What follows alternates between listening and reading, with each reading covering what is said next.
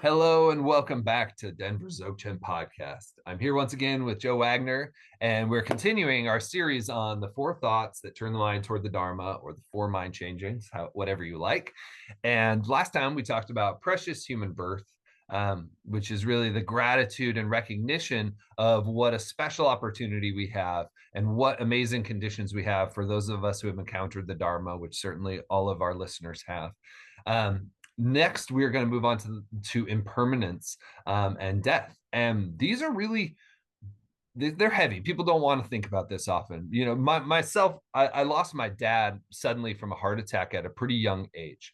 And, you know, I grew up in like middle class, white suburban America where I really didn't know anybody who had died. And to me, it's like only old people die. You know, like, of course, I didn't really believe that, but I had that feeling in my heart, like people don't die at 50 years old for no reason. Like that doesn't. So when it happened, it was really shocking, incredibly shocking, and very difficult for me. And so now, like, I'm so grateful for the Dharma to have spent so much more time contemplating these things, because having my own kids and family and recognizing that me or any one of them could die at any time, although it seems like kind of a morbid thought, it helps me appreciate them, number one. And number two, also, if and when they do die, it won't be such a momentous blow, because I will have known, of course, that's what happens here.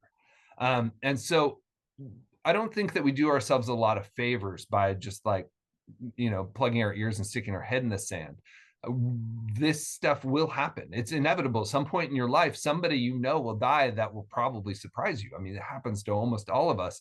And when it happens to ourselves, you know, it's like that one famous quote, I knew everybody would die, but I always thought God would make an exception in my case. You know, we always kind of feel that way. And so it's really helpful to think about this and consider it, because it really puts our life in perspective. Yeah. Yeah, well said. Thanks for sharing that. Yeah. Yeah. And hello, everyone. Happy to be here. This is a tough topic for many people. It's not tough on the surface, because if you say, now everyone's going to die, like, that's not news, right? Everyone knows that. And it's the rare person who hasn't met with this in a direct way in their lives, you know, whether it was a family member or friends or teacher or whatever, pet. But we do tend to ignore it in a sense. We do tend not to embrace the fact that everything is impermanent. And impermanence has more is bigger than simply death. That's why they say the second mind changing is reflecting on impermanence and death.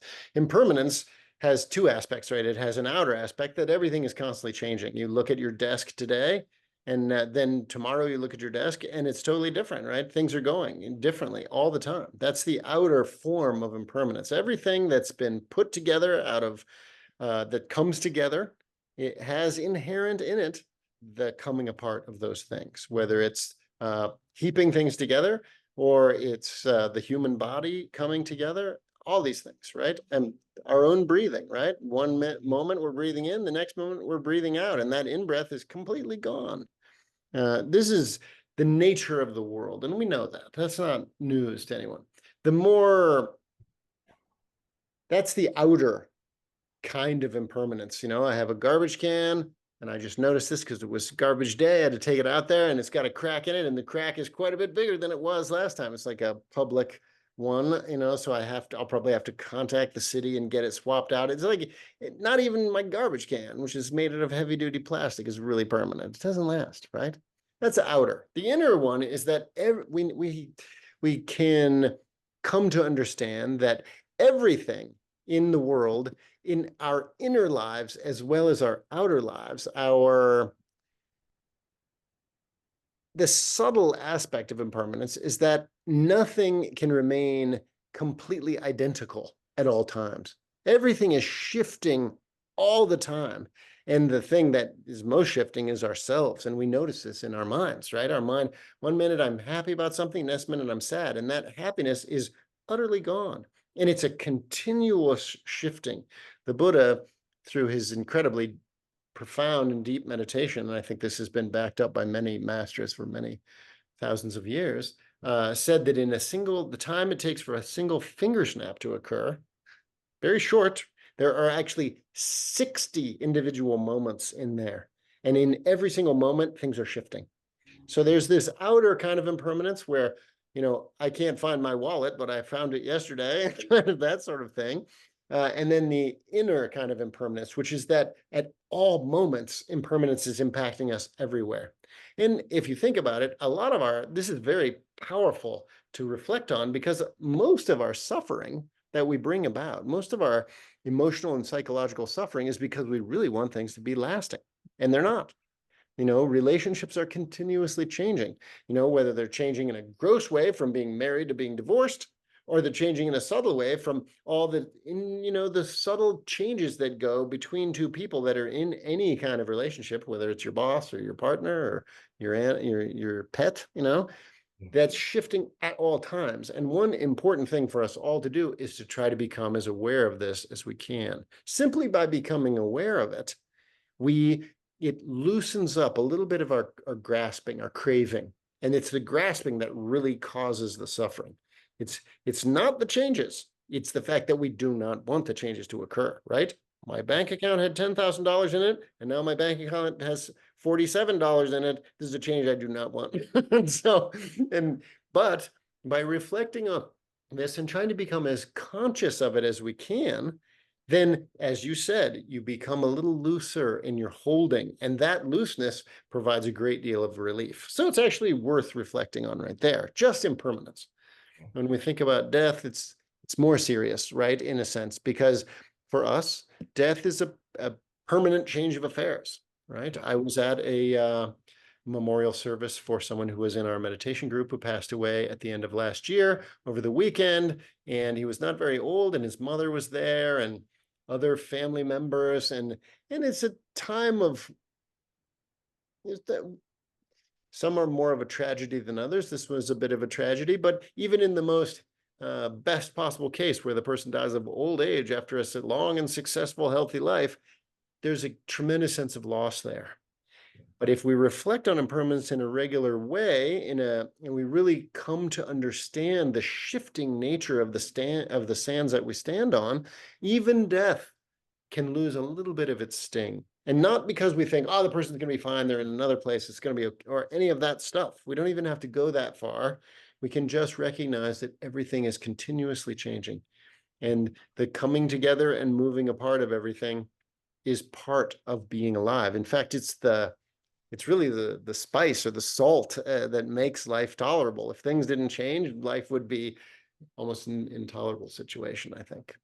Yeah. Well, and being in touch with this continual impermanence helps with that impermanence of death, because like, look at your 3-year-old self. Where's Damien at 3? That kid's dead, gone, will never come back. I can't encounter them. 7, 12, same true. My 20s,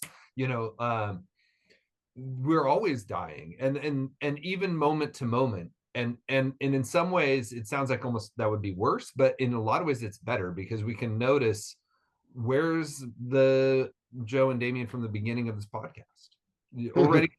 already gone. And we can't find that part of ourselves, that just is a memory, and like one little pale reflection of something that happened in the past. That continual impermanence is freeing. We want to pin things down, and like you said, if they were permanent, though, that would be a kind of hell, to be trapped in something that didn't change at all. And I noticed that there's this unconscious motive, like, I just want to get everything together. Okay, everything's okay. And how long does that ever last? Right? Like, you get all the chores done, get all my things done, and then, like, I paid this bill and I paid this down, and instantly what's going to happen? My car's going to break down. Somebody's going to leave at my job. There's always something to keep things from stabilizing. And we crave that stability so strongly, but it causes us so much suffering because it never will happen. No, you're absolutely right. Yeah, this is like one of the key teachings. In fact, the final words of Shakyamuni Buddha, the historical Buddha, were something to the effect that decay is inherent in all compounded things. Strive on with diligence. I think this is I think about it all the time. If this is the last words from one of the greatest beings ever to be born in our world, at least in recent times that we know of, and he thought it was important enough that he mentioned it right as his final statement. Decay is inherent in all compounded things.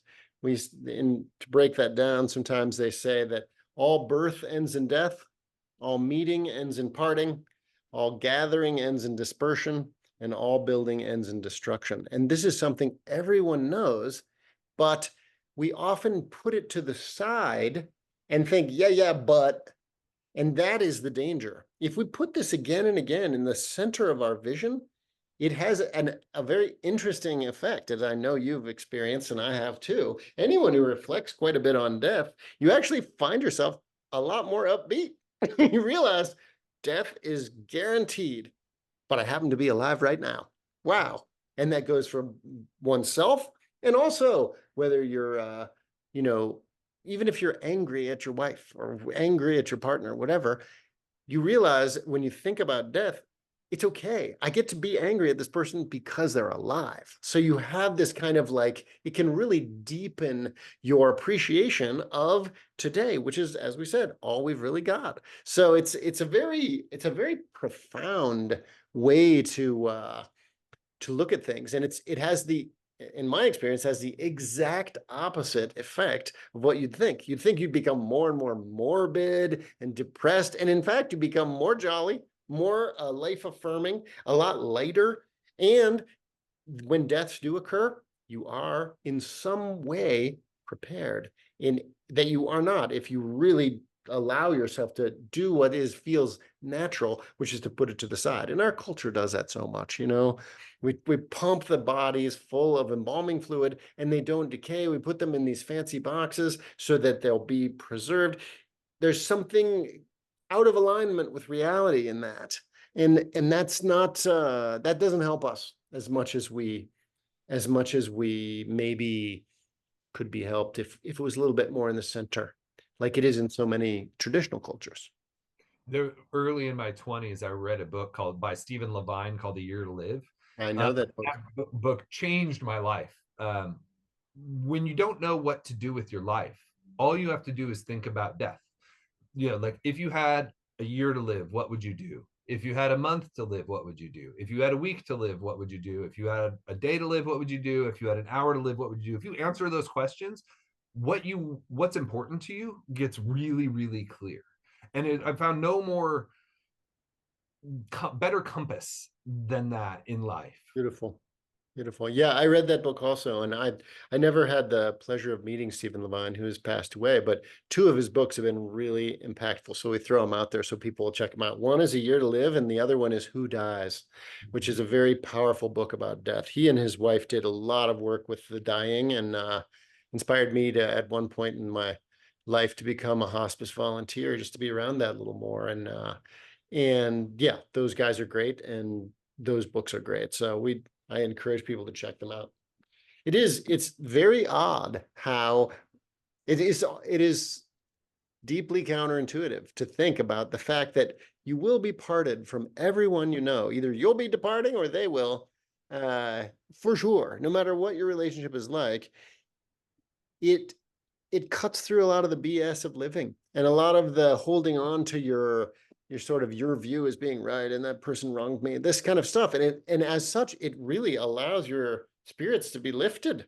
And there's I'm going to read something from Patrul Rinpoche, a great 19th century Tibetan master, who wrote something about death, which upon first reflection, you're like, oh my God, but just simply by hearing it and applying it to whatever degree you can, it has this odd effect of making you a lot more conscious of the fact that you actually are alive. So with your permission, I will read that. Please. He says, meditate single-mindedly on death all the time and in every circumstance. While standing up, sitting, or lying down, tell yourself, this is my last act in this world, and meditate on it with utter conviction. On your way to whatever you might be, wherever you might be going, say to yourself, maybe I will die there. There's no certainty that I will ever come back. When you set out on a journey or pause to rest, ask yourself, will I die here? Wherever you are, you should wonder if this might be where you die. At night, when you lie down, ask yourself whether you might die in bed during the night or whether you can be sure that you are going to wake up in the morning. When you rise, ask yourself whether you might die sometime during the day and reflect that there is no certainty at all that you will be going to bed in the evening. Meditate only on death, earnestly and from the core of your being. Meditate like the Kadampa masters of old, who were always thinking about death at every moment. At night, they would turn their bowls upside down, only done when a person died, and think how the next day there might be no need to light a fire because they had passed away. I find this like excellent. In fact, I put it in my phone. It's a recurring thing. Every couple of days it pops up and I reflect on it. I think, oh, I'm not doing that nearly enough, But it only takes one day of doing it to have a very profound shift in how you look at the time that you've got. It's pretty cool. Yeah. And it also prepares you. Yeah, that I also early on in my life, I read the Hagakure, which is a manual for samurai warriors. And in it, there's a similar one where he says, like, meditate on your body being ripped apart by swords and arrows and fire and, dying in all these horrible ways. And you're like, well, why are you doing that? Well, it desensitizes you in some way by going through this process mentally, knowing I'm going to die. In the beginning, it's hard to do, but eventually you become accustomed to it. And it's really good training for all the deaths you're going to have to go through in your life, including your own. Beautiful. Yeah. Beautiful. I think we don't do enough of this. And if you don't do it consciously, if you don't do it, kind of force yourself to do it, then you are very clever at not doing it. That's been my experience. And I was sitting with my parents, who are both still alive right now. I feel very fortunate. They're both in their 80s. And we were eating an ice cream cone the other day, and I was looking at them, and I was like, this could be the last ice cream cone we share. And of course, you feel it in your heart, but it makes you appreciate so much more what is happening. Yeah. It only takes a second, right? Next time you're in a traffic jam or, waiting for something to occur, that in a line. I was at the bank earlier today. I had to do something, and I was sitting there, and there were so many people in front of me, and I was like, this kind of gritting your teeth thing. It only takes a moment to recognize, like, this might be the last time I'm in this bank. It very easily could be, for numerous reasons. But one of these days, I won't be able to come in because I will be dead. And just reflecting like that, I found it to be tremendously powerful. It makes you feel grateful. It makes you feel grateful. And that is, of course, that said, and that is important. And I think everyone can gain from this kind of reflection. But specifically in Buddhism, we're not only being like, oh, I feel great now. No one who dies, I feel happy. That's not really what we're doing. It's to kind of empower you to take those things which you have an opportunity to do that can affect you long term. And of course, for Buddhists, that means post-death, as seriously as possible. And to make time for them today. I think it's very... it's very common. People are interested in meditation. They want to do their practice, but they don't have time, right? They say, I don't have any time. And if you really reflect on, maybe this is the only day you have, then all of a sudden, hey, I got some time.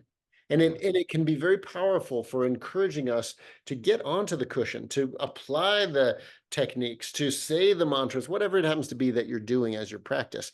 Because it's very easy to be like, yeah, I'm going to get to that as soon as I do these things that are really necessary, like get my kid to school, whatever they happen to be. But when you really reflect that we don't know how much time we've got, you can readjust your priorities, which is, if you don't adjust them, they, practice goes down to the bottom, and other things which seem more pressing come to the surface. And it makes you more flexible, right? Like the annoying shit that we have to deal with every day, they can seem so monumental, but in the face of death, they're so insignificant. you know, like you get in a squabble with your spouse or whatever, but if all I have to do is think of them on their deathbed 1 second, and it's really hard to preserve that kind of irritation. You know, with my own kids or whatever, like when I hear about somebody's child getting cancer or something like that, like it's an unfathomable amount of pain that always is possibility for us. If we just consider that for a moment, we won't carry these minor irritations and upsetness about stupid crap that we do when we forget that, when we pretend we're going to live forever. You know, it really makes us more sensitive to what matters. Well said. This is a very important. We have many traumatic experiences in our lives, and a piece of us, it seems, is kind of left in that time when that traumatic thing happened. I was reflecting on this just the other day. I had a run-in with someone who, a fellow Buddhist. It happened, I mean, more than 30 years ago. And as soon as that person's name comes up, that event comes up. And I'm still living there. I still got that person still owning that part of me. That's crazy. And there is almost no house cleaning as powerful as reflecting on death. To be like, do I really want to be carrying all these little bits of crap from the past? And you only have to recognize, like, gee whiz, a lot of time has passed. I'm still alive. Maybe I can forgive this person if that's the situation. Maybe I can just let this go if it's something like that. Like, I liked what you said about just considering, you're having a little argument with someone you care about, and to recognize, like, wow, one of us is going to be saying goodbye to the other one of these days. Maybe I don't want this to cloud that opportunity. That's crazy. And it provides a sense of clarity, which is, I think, why it's so, considered so important in the Dharma. Yeah. Or you find yourself, doom scrolling on Instagram, and you're like, do I want to be spending an hour of this precious life doing this? Maybe not. And maybe thinking about death will help you get off, maybe 20 minutes sooner than you would have. We all need to do what we need to do in this modern world. We all get distracted and have entertainment and all of that. That's part of this. But when we find that it's sucking the life out of us and we have no time for the things that are important to us because we're spending so much time doing things that are not important to us, death can really help shift. Yeah. It's a strong way of waking up from a trance that we fall into immediately. We have to continuously shift our priorities, but how do we even know to do that? Well, we have to be shaken out of that, and one very powerful means is just to think about death. All practitioners of any kind of spiritual path should reflect on death at least daily. And if you can do like Patrul Rinpoche says and reflect on death all the time, well, you become hyper aware of the present. Everything becomes very vivid. And in that moment, it's much easier to let go of things. It's much easier to cut through your emotions, to act like a bodhisattva, because you're totally in this moment. And that's really crucial. Otherwise, we're kind of living partially in the past and partially in the future, and we're all spread out. And then we enter into a kind of like animal consciousness where we're just kind of asleep at the wheel. We're doing our stuff, we're going, but we're not really there. And we've got to shake ourselves out of that as much as possible. So from the perspective of the four mind changings, we need to become comfortable, not necessarily comfortable with our own death in the sense that we don't care. It's nothing like that. But to become comfortable with this constant change that we are going through at all moments. It's primarily observable in our own minds, but it's also observable in the outside world, that the gross changes, the subtle changes, the more aware of that we are, the looser we are, the lighter we can be, and the easier it is for us to move forward. Plus, it inspires us to practice, Yeah, that's like Don Juan Matus in the Carlos Castaneda's book said, a warrior lives with death always behind his left shoulder. Right? And having that kind of mentality really can help steer us in the right direction. And what it's done for me is that, like I was, in the biography of Yeshe Sogyal, the sky dancer that Keith Dowman did, there's that point where she's like basically dying from like fever and all of this sickness, and she's on retreat, but she's like, if I die like this, then wonderful. If I die doing this Dharma practice, there's no better death. And that's the kind of mentality that we can move ourselves towards, where we're making such good use of our lives that even if we die, we would have no regrets, right? Mm. Milarepa, right? Like we could actually get to a place where we'd be ready to let go because we knew we could do no better. And that's really amazing. Yeah, if we can't live in the present, then we can't do anything. And there's no more powerful means of bringing yourself to this moment to realize that this could be your final act, you know? And you can put a lot more force in it that way. You're not just getting through and like waiting out until something else happens. This is it in a certain sense. Yeah. And it can give you the kind of fire like Milarepa had, who was actually genuinely terrified of the hell realms because of the acts he had done. He was so afraid of death that he practiced with an intensity that we can barely imagine, so that when he actually died, he was 100% ready. Yeah. He said, he has in one of his songs, he says, uh, I went to the mountains because I was afraid of death. And there I found the fortress of the undying. Very cool, you know, and that's what's really on offer here. We're not just reflecting on this so we can feel more present or something, but there's the possibility of transcending these temporary situations for something, you know, for something deeper. And that is the real opportunity. And that's why it's important to reflect on this, you know, but it has all sorts of other benefits. So Yeah, because that's the good news of Buddhism, right? Like you can think life is suffering, and that's kind of like the bad news of Buddhism. But the good news is the Eightfold Path, that there's a way to transcend this suffering, and that we're not just looking at this suffering and becoming more depressed. We're looking at this suffering and then applying the methods that the Buddha provided for stepping out of the suffering of it. yeah, we spend a lot of energy in this culture and in ourselves. And I think it's natural trying to avoid thinking about death and the fact that we will die and we do not know when. That can be terrifying. Yeah. And it can, in certain types of people, lead to a sort of morbidity, which is not very valuable. But by revisiting this again and again, we can live in a more natural way, in a lighter way. And that's an instant injection of spirituality into a materialistic world that we live in. So it's very good to do, and it has an unusual benefits too. Yeah, And it doesn't take much energy. And it puts us also into the magic of Vajrayana as well. When they talk about meditating or living in charnel grounds, like Machik talked about this and Guru Rinpoche talks about this, I think that's a lot of what they're talking about. If you just recognize that everything around you is dying, has died, will continue to die, then we all live in the charnel ground. And that recognition is a fuel for practice. By living in a charnel ground, we become stronger practitioners. Yeah. We can never change anything in the future. I've been getting up for 55 years thinking I'm going to wake up tomorrow, and it's never tomorrow. It's always today. So we only have now. And by recognizing that, by recognizing we don't know how many more tomorrows we'll actually have, it brings a lot of force to right now, and a lot of potential changes can be made, which we wouldn't be able to do if we didn't reflect on things this way. That's the real power of it. Yeah.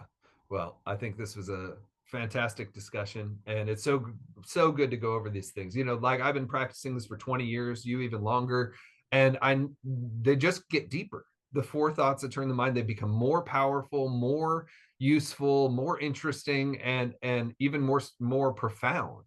It's really amazing. It is. It's wonderful. I mean, it's good. Yeah. All right. Well, thank you again, everybody. As always, please like, subscribe, share on your social media. Helps our small little podcast out. And we will see you next week, which we will talk about karma. Yeah. Cause and effect, which is a interesting and can be a complicated topic. So I look forward to going into that. And I think it's something a lot of people have questions about. So we'll talk about that. Great. All right. We'll see you next time. Thank you.